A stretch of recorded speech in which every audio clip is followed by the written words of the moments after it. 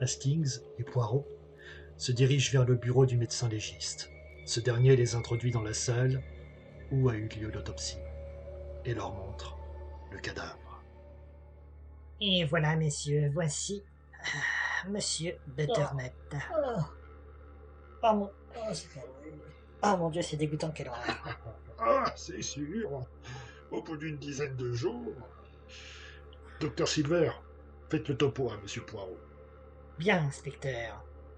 Alors, le corps de Monsieur Butternut a été découvert il y a une dizaine de jours, au lieu de la découverte du cadavre, dans son bureau, par Monsieur Hassol. Hassol?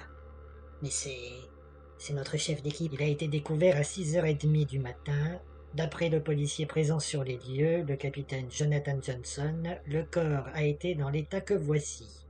Le corps de Monsieur Butternut était étendu par terre, sur le dos, seulement vêtu d'un caleçon.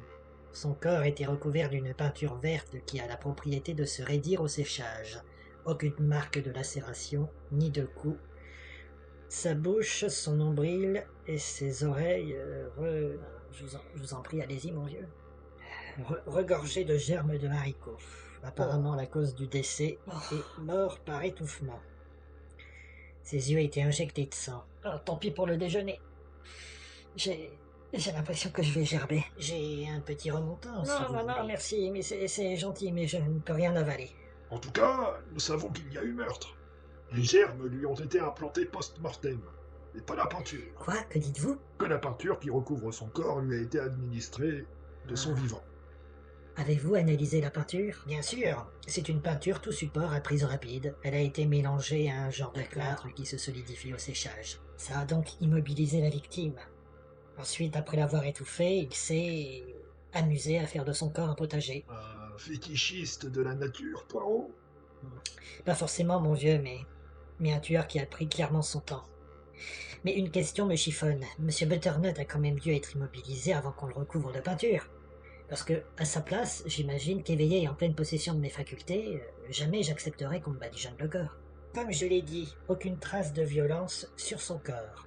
Mais mon collègue a effectivement procédé à un examen interne et on a relevé des traces d'agents innervants qui a maintenu la victime dans un état d'incapacité à réagir.